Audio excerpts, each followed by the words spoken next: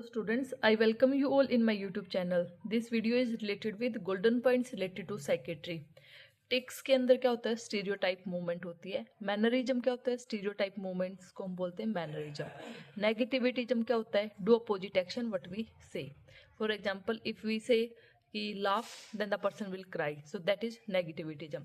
डिसकाइनेसिस क्या होता है? Impairment of power of voluntary movement.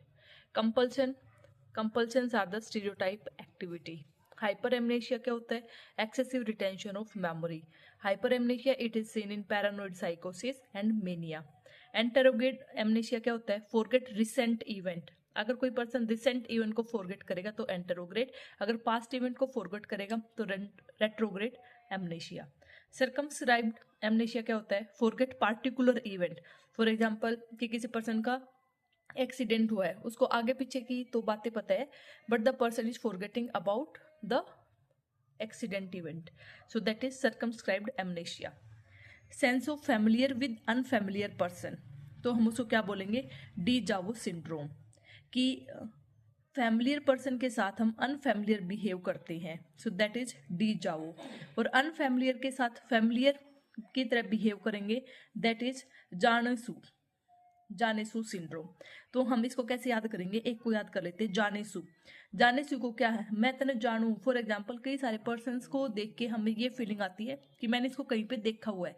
Person is unfamiliar but we are thinking that the person is familiar.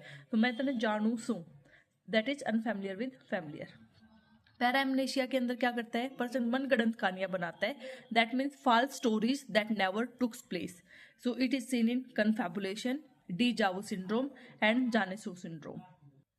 एंट्रोग्रेड amnesia के अंदर क्या होता है? शॉर्ट टर्म मेमोरी लॉस होता है.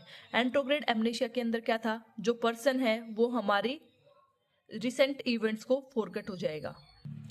डिमेंशिया क्या होता है? Permanent irreversible loss of intellectual activity और efficiency, that is dementia. Dementia it is seen in organic brain syndrome.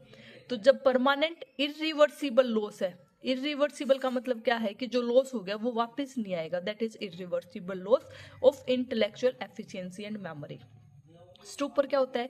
Motionless and muteless activity. Stupor जैसे हम बोलते हैं डीट है. कोई भी पर्सन है ना, किसी भी एक्टिविटी के लिए, किसी भी मोशन के लिए, किसी भी मतलब जैसे आप कुछ बोलोगे उसके लिए कोई भी रिस्पॉन्स नहीं करेगा, तो हम उस पर्सन को बोलते हैं स्टूपर है.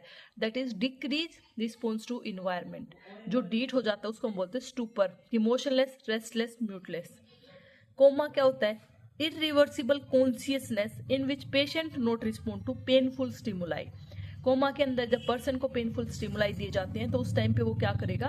कोई भी रिस्पॉन्स नहीं देगा, और पर्सन की जो कॉन्शियसनेस है वो इरिवर्सिबल है. डिलीरियम क्या होता है? Acute reversible state of restlessness in which confusion, disorientation, illusion, hallucination and fear are taking place.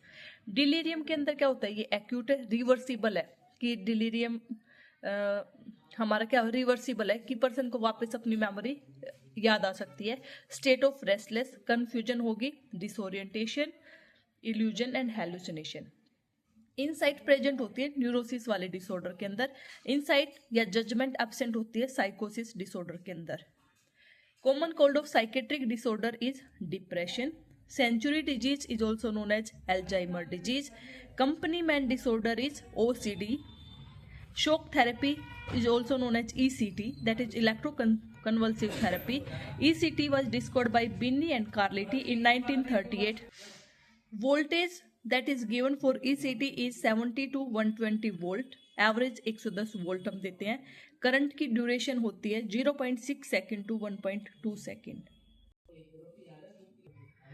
जो ECT होती है उसके अंदर जो सीजर्स आते हैं वो कौन से आते हैं? जनरलाइज टोनिक क्लोनिक सीजर्स आते हैं. टोनिक सीजर्स आते हैं वो 10 से 15 सेकंड के लिए, एंड क्लोनिक सीजर्स आते हैं वो 25 से 30 सेकंड के लिए, या फिर 30 से 60 सेकंड के लिए.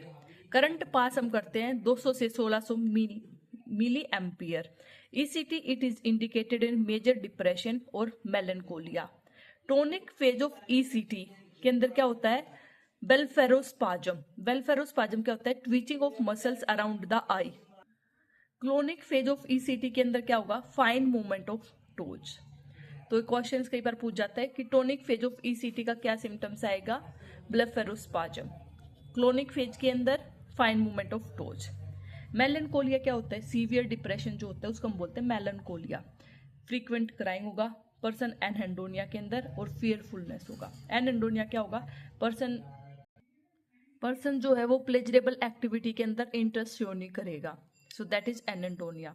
कॉन्ट्राइंडिकेशन ऑफ ईसीटी कब है? कॉन्ट्राइंडिकेशन इंक्रीज आईसीपी है, कार्डियोवैस्कुलर डिजीज है, सेरिब्रल डिजीज है, एंड पेसमेकर है पर्सन को।